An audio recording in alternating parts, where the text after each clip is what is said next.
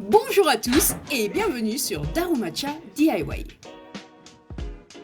Dans la vidéo précédente, on avait travaillé sur le système électrique dans les combles, on avait également commencé à monter un mur au premier étage afin de créer un couloir et l'on avait posé le placo-plâtre au plafond.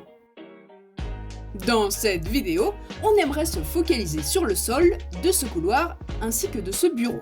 Il y a quelque temps déjà, on avait remarqué que le sol était incliné. Vérifions maintenant à quel point cela est problématique. Ah, je vois. Ça, c'est plutôt contraignant. Après avoir déterminé le point exact qui pose problème, on a décidé de jeter un œil là-dessous. Notre plus grande inquiétude ici, les termites. Après avoir cogité un long moment, on a pu constater qu'il n'y avait aucun dommage lié aux termites, ce qui est un énorme soulagement pour nous. En réalité, tout semble être plutôt normal, excepté que le bois, ça gonfle. Et comme le dit si bien un certain vieillard barbu, n'oubliez pas que le bois est une matière vivante. Avant que l'on ait commencé à construire ce mur, on a dû mesurer le niveau de ce sol, et ce à divers endroits. Comme par exemple ici, puis là, et là, enfin partout quoi. Épuisant, n'est-ce pas?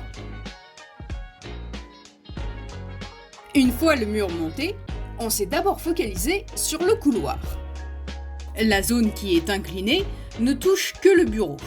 Et avant d'y remédier, on a décidé de poser d'abord le parquet dans le couloir.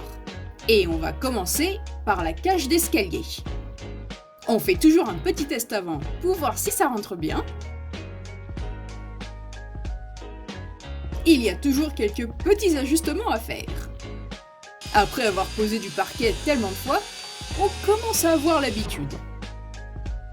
Du coup, ce genre d'ajustements sont beaucoup plus simples à faire qu'avant.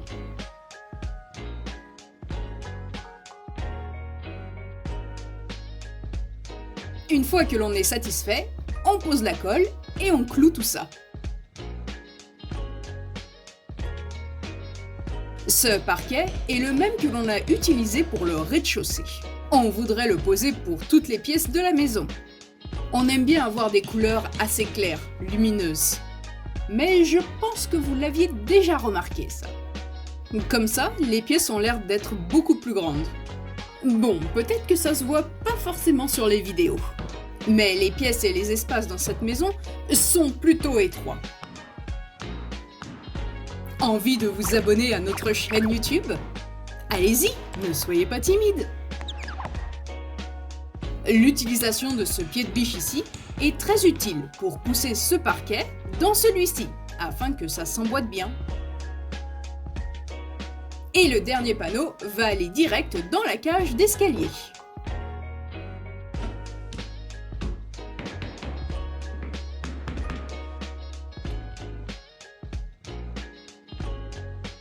On va rajouter une petite barre en bois que l'on a recyclée pour le rebord ici. Comme ça, ce sera beaucoup plus joli. Voilà, pour le moment, on en a fini avec le parquet. Et plus tard, on viendra installer des plinthes tout autour de la cage d'escalier, afin que ce soit plus propre. Le couloir est également terminé. Ça fait vraiment plaisir de voir l'avancée de ces travaux. Maintenant que c'est terminé, on va pouvoir se concentrer sur le sol du bureau. Et ça va pas être une partie de plaisir. Le futur bureau. Et le sol dégueu et incliné. La première chose à faire, c'est de remesurer pour voir à quel point c'est incliné, en utilisant ce laser, ainsi que le bout de bois là-bas. Sur ce morceau de bois, on a marqué le niveau le plus haut dans cette pièce. Et quand on se met dans le coin au fond, on voit qu'il y a déjà une grosse différence. Afin de régler ce petit inconvénient, il existe plusieurs solutions. L'une d'elles consiste à couper plusieurs chutes de bois dans leur longueur. Après de nombreuses et longues recherches, on a découvert que le système que l'on va utiliser est plutôt répandu ici, afin de rénover les anciennes maisons comme la nôtre. On espère vraiment que ce système va fonctionner. Allez, c'est parti, on commence.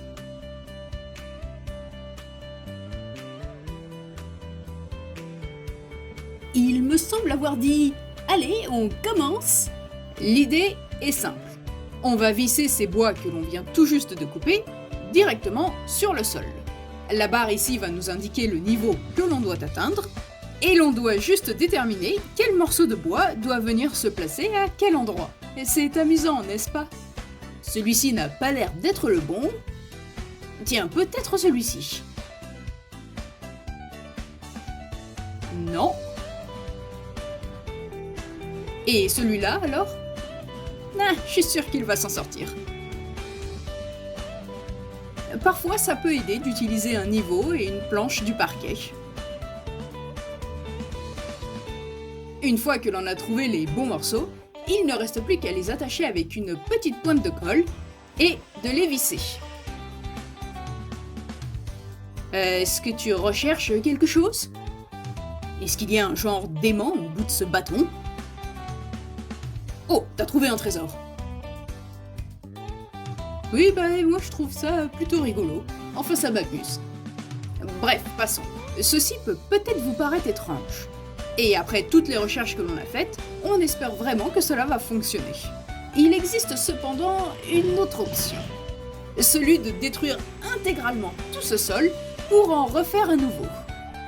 Sachant que les prix du bois ont doublé depuis un moment, ce n'était pas vraiment la solution pour nous. Ah, je crois qu'on en a terminé pour ici. Et c'est un travail plutôt pénible. Maintenant, vérifions si le niveau est bien le même partout dans la pièce. Au vu de la qualité de l'image, ça ne se voit pas très bien, mais en tout cas, je peux vous assurer que ça ne va jamais au-dessus ou en dessous de la ligne. Ce qui est très positif. Cette zone située ici est aussi un petit peu bombée. Du coup, on n'a pas eu besoin de le rehausser. Pareil de ce côté-ci. D'ailleurs, cet endroit est le point le plus haut de la pièce. Comme vous pouvez le constater, il y a des bois plus fins et d'autres plus épais, afin d'ajuster au mieux la hauteur de ce sol. À mes yeux, ça ressemble à une œuvre d'art. Enfin, on peut dire qu'en quelque sorte, ça l'est. La dernière étape pour aujourd'hui va être de poser le parquet dans le bureau. Et tu t'es dédoublé? Oh non, un seul c'est amplement suffisant pour moi, merci. Vous vous demandez peut-être pourquoi on n'a pas entièrement détruit ce sol pour en refaire un nouveau, en prenant en compte le prix coûteux du bois. Eh bien, ça n'aurait pas été un investissement rentable quant à la durée de vie de cette maison. D'après notre expérience, de ce que l'on a vu et recherché, il semblerait que les maisons au Japon ont une certaine durée de vie, car les maisons sont conçues de telle manière à respecter certaines normes, comme par exemple pour les tremblements de terre. À un moment donné, ces normes deviennent obsolètes. Et l'on a remarqué que très souvent, ces vieilles maisons étaient amenées à être détruites. Il semblerait que beaucoup de personnes préfèrent faire construire leurs maisons, plutôt que de les acheter de seconde main. D'ailleurs, je dois admettre que c'est un petit peu marrant si je compare à la France, parce qu'acheter une maison semble beaucoup plus commun que d'en faire construire une. En même temps, ces vieilles maisons sont beaucoup plus solides et tiennent dans le temps. Mais j'ai quand même l'impression que de nos jours, les gens commencent à faire construire de plus en plus leur propre maison. Enfin bon, ceci est un autre débat. La pose de ce parquet semble être bientôt terminée. Et ça ne me semble pas si mal après tout. Enfin, en tout cas, jusqu'à présent.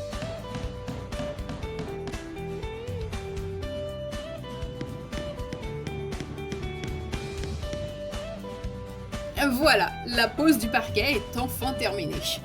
On devra cependant s'occuper de poser le seuil de la porte ici. Ah, ça rend bien quand même, hein? Bon, ça rendra encore mieux une fois qu'on aura fini entièrement la pièce. Vérifions maintenant si ce sol est beaucoup plus droit qu'avant.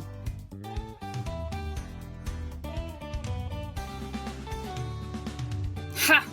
Et la bille ne bouge même pas. C'est parfait.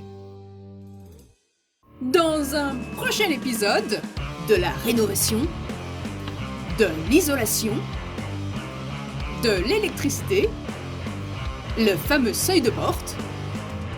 Enfin bon, vous en saurez plus la semaine prochaine. En attendant, prenez soin de vous.